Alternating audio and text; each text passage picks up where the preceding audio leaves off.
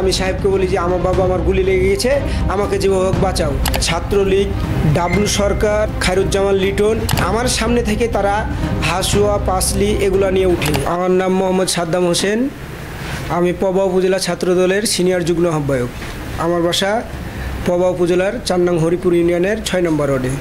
আমি বৈষম্য বিরোধী ছাত্র আন্দোলনের সঙ্গে যুক্ত হই 16 জুলাই, এবং সেখান থেকে আন্দোলনে আমি প্রতিনিয়ত পথ চলা শুরু করি এবং বৈষম্য বিরোধী ছাত্রদের সঙ্গে আমরা একতাবদ্ধ হয়ে আন্দোলনটা যেন আরও বেগবান হয় সে লক্ষ্যে আমরা তাদের পাশে দাঁড়াই। আমি অ্যাডভোকেট শফিকুল হক মিলনের নেতৃত্বে, যেহেতু আমরা পবা উপজেলায় পবা মোহনপুরে রাজনীতি করি, আমি জেলা ছাত্র দলের রাজনীতি করি এবং অ্যাডভোকেট শফিকুল হক মিলনের নেতৃত্বে আমরা প্রথমে 19 জুলাই একতাবদ্ধ হই মহিলা কলেজের কাছে, এবং আমিও অ্যাডভোকেট শফিকুল হক মিলনের নেতৃত্বে ওখানে নির্দেশে যাই এবং কি তার নির্দেশেও মহানগর সদস্য সচিব রফিকুল ইসলাম রবি যুবদলের তার মিছিলে আমরা একতাবদ্ধ হয়ে 50-60 জন যাই। 19 তারিখে সেদিন ছিল শুক্রবার, আমি বাসায় নামাজ পড়ি এবং নামাজ পড়ার পর আমি আমার সহযোদ্ধা সাহেবজাদাকে ফোন দিই যে তার বাসা থেকে তাকে উঠাই, যে একসঙ্গে আমরা মণি চত্বরের দিকে রওনা দিই। মণি চত্বরের দিকে সাহেব আর আমি একসঙ্গে যাই। ওখানে যে আমাদের সঙ্গে আরও 30 থেকে 40 জন অ্যাডজাস্ট হই। মহিলা কলেজের কাছে আমরা হাইস্ট 20 থেকে 15 মিনিট ওখানে অবস্থান করে যখন আমরা 30-40 জন হলাম, তারপর আমরা মুভমেন্ট শুরু করলাম মহানগর পার্টি অফিসের দিকে। সেদিনকে মহানগরের সারা বাংলাদেশে সমাবেশ ছিল বিএনপির। সেই বিএনপির সমাবেশে আমরা মিলিত হই অ্যাডভোকেট শফিকুল হক মিলনের নেতৃত্বে। সেখানে আমরা পুলিশ, র্যাব, বিডিআরের ব্যারিকেড ভেঙে আমরা যে আমাদের পার্টি গন্তব্যস্থলে পৌঁছাই এবং বৈষম্য বিরোধী যে ছাত্র আন্দোলন তাদের সাথে একতাবোধ হই এবং সেখানে যে আমরা হোল্ড করি 3 থেকে 4 মিনিট। তারপরে ওখানে ছিল সাহেব, তারপর রফিকুল ইসলাম রবি মহানগর যুবদলের সদস্য সচিব এবং আরও অনেকে, মিলু ভাই, রাফি, তারপরে রজন, রাজু, অনেকজন ছিল। এদের মধ্যে আমরা ওখানে 4 মিনিট হোল্ড করার পর আমাদের উপরে অনাকাঙ্ক্ষিতভাবে হামলা শুরু হয়।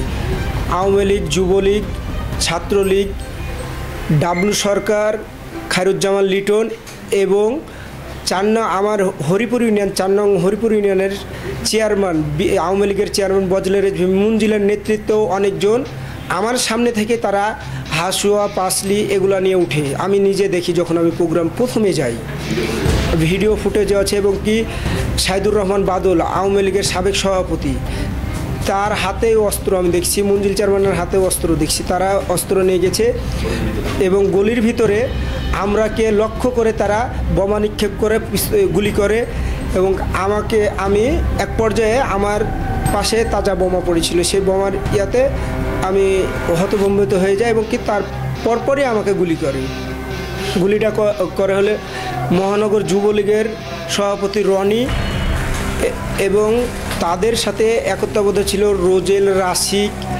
রকি কুমার ঘোষ, মঞ্জিল চেয়ারম্যান, সব সহ ছিল। তারা সব সহ আমাকে আক্রমণ করে। আর আমি যখন গুলি খাওয়ার পর্যায়ে আমি কিন্তু নেতিয়ে পড়ার চেষ্টা করি। তখন ওই কৃষি ব্যাংকের গলি দিয়ে আমি পালাই, তখন দেখি যে গুলি করে মঞ্জিল চেয়ারম্যান, এরা সবাই গুলি করে। ওই গুলি অবস্থায় আমি আমার কোমরকে এইভাবে ধরে সামনের দিকে আগায়, দেখি যে সামনে সাহেব গলির ভিতরে আছে, সাহেবের পায়েও রক্তাক্ত। আমি কোনো নাই পেয়ে আমি সাহেবকে বলি যে আমার বাবা আমার গুলি লেগে গেছে, আমাকে যেভাবে হোক বাঁচাও। তখন ওই যেটাতে উঠি একটা গেটের উপর দিয়ে, একতলা গেট, ওই গেটের উপর দিয়ে আমরা পাইপ বাইয়ে উঠি, আমাকে ওই ঘাড়ে তুলে উঠে 2.5 তলার উপরে আমরা 5 ইঞ্চি ওয়ালের উপর শুয়ে থাকি আমি। আর ওই নিচে নামে আগে সাহেব নিচে নামার পরে আমাকে তার কাঁধের উপর আমি 2 পা দিয়ে দিই, সাহেব আমাকে ধরে নিচে নামাই। এক বাড়িতে আমরা 2 ঘন্টা বদ্ধ ছিলাম, সেখান থেকে বেরোনোর কোনো ওয়ে ছিল না। আমাকে বাইর করে ওখান থেকে 2 ঘন্টা পর সেই দিন আমি কোনো ট্রিটমেন্ট পাইনি। আর আমার হিতাহিত জ্ঞানও ছিল না কোনো, আমার ওই জায়গাতে ব্লিডিং হচ্ছিল এবং কি আমার শোনা মতো ওই টাইমে একদিন পরে আমার গুলিটা বের করা হয়েছে। সবার কাছে অস্ত্র, পিস্তল, ধারাবাহিক অস্ত্র থেকে নানা ধরনের ওদের কাছে দেখা গেছে। আমি মনে যে গলির ভিতরে ঢুকে যাই, আমি যখন 2 তলাতে উঠি, 2 তলা উঠে যে আপনার ওই গেটের যে গ্রিল, ওখানে তো বাড়ানোর কোনো বুদ্ধি নেই, গ্রিলে আমার পা প্যারাকে ঢুকে যায় এবং সম্পূর্ণ 2 পায়ে ছিদ্র বিচ্ছিন্ন হয়ে যায়। পরবর্তী দেখি সাদ্দাম ওখানে লুটিয়ে পড়ে যায়। কি হয়েছে বাবা তোমার? তখন বলে যে আমি গুলিবিদ্ধ হয়ে, গুলি কোথায় রেখেছি আমি গুলিটি বুঝতে পারিনি, আতঙ্কিত। ওই গলির ভিতরে গোলাগুলি চলছে। পরে দেখি আমি যখন আমার চারিদিকে দৌড়ি, তখন আমার হাতে রক্ত, গোটা রক্তে তার গোটা শরীর এবং প্যান্ট ভর্তি হয়ে যায়। পরবর্তীতে দেখি তার ডান পাশে গুলি। পরবর্তীতে তাকে আমার 2 কাঁধে নিয়ে আমি 3 তলাতে উঠে যাই। 3 তলাতে উঠে 2 তলাতে উঠে যাই, সরি, আমি 2 তলাতে উঠে যাই। উঠে যেয়ে আমরা 5 ইঞ্চি দেওয়ালের ভিতরে ওখানে শুয়ে থাকি বাঁচার জন্য। পরবর্তীতে পাশের এক মহিলা দয়া করে যে বাবা তুমি যে করে হোক নামো। পরে আমি নেমে ওকে কাঁধের পরে তুলে আমরা ওই বাসাতে অবস্থান করি। আমি বাসার নাম উল্লেখ করছি না। মহিলাটা খুবই উপকার করেছে। পরবর্তীতে আর জ্ঞান ছিল না। পরবর্তীতে অ্যাম্বুলেন্স আসে, অ্যাম্বুলেন্স করে তাকে নিয়ে যায়, হসপিটালে নিয়ে যায়। হসপিটালে কোনো জায়গাতে, রাজশাহী মেডিকেল কলেজ হাসপাতালে 19 তারিখে চিকিৎসা তার দেয়নি। পরবর্তীতে ইসলামীতে যাই, সেখানেও চিকিৎসা দেওয়া হয়নি। পরবর্তীতে অনেক হসপিটালে আমরা ধরে যাওয়ার পরে কোনো বেসরকারি হাসপাতালে ওখানে অবস্থান করার পরে ওখানে তার গুলিটি বের করা সম্ভব হয়নি। পরবর্তীতে আমার বাসাতে পর্যাপ্ত পরিমাণ পুলিশ, র্যাব আমাকে খোঁজার জন্য গোটা বাড়ি তন্ন বিচন্ন করে এবং আমার অসুস্থ বাবাকে এবং আমার অসুস্থ ওয়াইফকে, আমার অসুস্থ আম্মাকে লাঞ্ছিত করে সেই দিনই আবার সন্ধ্যার দিকে। পরবর্তীতে আমি বাসা থেকে হেঁটে যাই আমার বাবাকে নিয়ে। পরবর্তীতে সাদ্দামকে আমি কোনো এক জায়গাতে রাখি, গুলি বের করতে পারেননি বেসরকারি হসপিটালে। তারপর পরবর্তীতে রাত্রি 1টার দিকে আমাদের প্রিয় নেতা প্রভাব মন্ত্রী ধানের শীষের কাণ্ডারি, যিনি অভিভাবক আমার বাবা মরে যাওয়ার পরে যিনি আমার বাবার কাজগুলো তিনি করছেন, অ্যাডভোকেট শফিক সর্বক্ষণিক খোঁজ খবর রেখেছেন, যার নেতৃত্বে আমরা 19 জুলাই ওখানে গেছি। অ্যাডভোকেট শফিক মিলন তিনি সর্বক্ষণ খবর। রাত্রি 1টার দিকে উনি বলে যে সাদ্দাম কোথায় আছে, সাদ্দামকে যে কোনো মূল্যে বাঁচাতে হবে, এবং চাচার বাঁচাতেও সম্ভব না, কোনো জায়গায় ট্রিটমেন্ট হচ্ছে না, যেখানে যাবে অ্যারেস্ট হয়ে যাবে।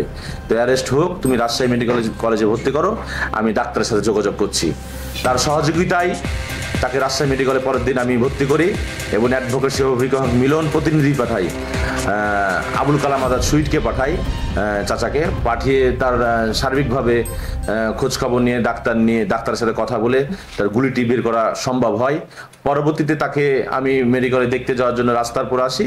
পরবর্তীতে আমাকে এই পুলিশ পেটানো বাহিনী 22 তারিখ আমাকে গ্রেপ্তার করে এবং গ্রেপ্তার করার পরে আমাকে কাশিয়ারাঙ্গা থানায় নিয়ে আসে। কাশিয়ারাঙ্গা থানায় নিয়ে আসে নির্মমভাবে আমাকে যে অত্যাচার বা নির্যাতন করা হয়েছিল, আমি অসুস্থ হয়ে পড়েছিলাম, 1 গ্লাস পানি বলতে পাইনি। পরবর্তীতে আমি স্টপ করি। পরবর্তীতে আমার কী হয়েছে আমি বলতে পারবো না। আমি পরবর্তী খোঁজ নিলাম, সাদ্দাম গুলি বের করা হয়েছে। গুলি বের করে পুলিশের যে অত্যাচার নির্যাতন যে আপনার মেডিকেলে আওয়ামী লীগের পরবর্তী সে ট্রিটমেন্টের ওই অবস্থাতেই মেডিকেল থেকে সে পালিয়ে যায় আওয়ামী লীগের অত্যাচারে। এই হলো সার্বিক অবস্থা। আর এখনকার যে অবস্থা, যে 19 তারিখে যে ঘটনা, আওয়ামী লীগের স্বৈরাচারী চুরির যে চেয়ারম্যান বজলে রেজবি মঞ্জিল, ডাব্লু সরকার, যুবলীগের রনি এবং অনেক ছাত্রলীগের কর্মী এবং হরিপুর অনেক ছাত্রলীগের নেতৃবৃন্দ ছিল 19 তারিখে ওই গলির ভিতরে গুলি করছিল সাদ্দামকে, আমাকে সহ মন্দির চেয়ারম্যানের নেতৃত্বে। এনারা এখন পর্যন্ত ওপেন ঘুরে বেড়াচ্ছে। এখন পর্যন্ত তাদেরকে কিসের জন্য পুলিশ প্রশাসন ধরছে না, এই প্রশ্নটা আমি আইনের প্রতি আমরা শ্রদ্ধাশীল সবসময়, কিন্তু এখনও প্রশাসন কিসের জন্য ধরছে না, আমি প্রশাসনের কাছে এই প্রশ্নটা রেখে দিলাম যে প্রকাশ্যে তারা ঘুরে বেড়াচ্ছে। সাদ্দাম সহ অনেককে গুলিবিদ্ধ করে এবং আমরা দেখেছি সেই সময়তে চিকিৎসা করার পরিবেশ ছিল না। এই যে আমাদের সাদ্দাম, সেও চিকিৎসা নিতে পারেনি। প্রথমে ইসলামী হাসপাতালে গেছে, আগে মেডিকেলে গেছে, মেডিকেল থেকে ফেরত দিয়েছে গ্রেপ্তার হওয়ার ভয়ে, আবার চলে গেছে ইসলামী হাসপাতালে। ইসলামী হাসপাতালে ট্রিটমেন্ট দিয়ে ওকে ছেড়ে দিয়েছে। ও বাড়িতে, আত্মীয়র বাড়িতে আত্মগোপন করেছিল। তাকে খুঁজে না পেয়ে বিভিন্ন মারফত আমরা পাওয়ার পরে আবার তাকে পরের দিন আমরা খুব রিস্ক নিয়ে রাজশাহী মেডিকেলে ভর্তি করা হয় এবং সেখানে যাই হোক আল্লাহ তাকে বাঁচিয়ে রেখেছে। শুধু সাদ্দাম নয়, 5ই আগস্টে আমি নিজে দেখেছি। 5ই আগস্ট আমি ঠিক বেলা 4:30টার সময়তে হাসপাতালে ছিলাম, মানে চারিদিকে যখন শেখ হাসিনা বিদায়ের একটা প্রচণ্ড একটা দিক বিদিক, মানে একটা সব সময়তে সব জায়গাতে বিধ্বংস একটা অবস্থান, সেই সময় তো আমরা ছুটে গেছিলাম হাসপাতালে। আমি পার্সোনালি আমরা বলতে চাই যে আয়না ঘরের যে পরিবেশ আপনি তৈরি করে গেছেন, আপনি আসেন, অবশ্যই আপনাকে, আপনি যদি নিজে যত হুমকি ধুমকি দেন না কেন, আমরা জানি যে আপনি আসবেন না, কিন্তু আপনাকে আনার ব্যবস্থা করা হবে। আগামী দিনে আন্তর্জাতিক ট্রাইব্যুনালে যে আপনার বিচার হচ্ছে, বিচারের মাধ্যমে আপনাকে বাংলাদেশে নিয়ে আসা হবে এবং আয়না ঘরে আপনাকে 2 দিনের জন্য হলেও থাকতে হবে এবং দেখতে হবে পরিবেশটা কি। আর আপনি যে ফ্যাসিলিটি আয়না ঘরে দেননি, নিজের চেহারা দেখা যেত না, আয়না ছিল না আসলে, সেখানে আমরা আয়নার ব্যবস্থা করব। আমরা এইটুকু বলতে পারি যে আমরা শেখ হাসিনার মতো অত প্রতিহিংসা পরায়ণ হব না। দেশনেত্রী বেগম খালেদা জিয়াকে যেমন চিকিৎসা করতে দেয়নি, আমরা সেই কাজটা করবো না, চিকিৎসা করব। বিচার আইনকে তার নিজস্ব গতিতে চলতে দেব। বিচার বিভাগের যে স্বাধীনতা, বিচার বিভাগের যে একটা মানুষের প্রতি যেন আস্থা আসে রাষ্ট্রের পক্ষে, রাষ্ট্রের বিধ্বংসী যে জাতাকলগুলা, যন্ত্রাংশগুলা নষ্ট করে দিয়েছে, সেগুলোকে আমরা মেরামত করবো 31 দফা কর্মসূচির মাধ্যমে। এবং আগামী দিনে দেশ পরিচালনার জন্য, দেশের মানুষের জন্য একটা আগামী বাংলাদেশ অপেক্ষা করছে, সেই বাংলাদেশ যেন সুন্দরভাবে হচ্ছে গড়ে তুলতে পারি, এটাই হচ্ছে আমাদের জাতির কাছে আজকের এই ঈদের আনন্দ বলেন, ঈদুল ফিতরের শুভেচ্ছা বলেন, আর পবিত্র মায়ের রমজান মাসের মুবারকত বলেন, সব কিছুর পক্ষ থেকে আমরা এটা দেশবাসীকে আহ্বান জানাচ্ছি।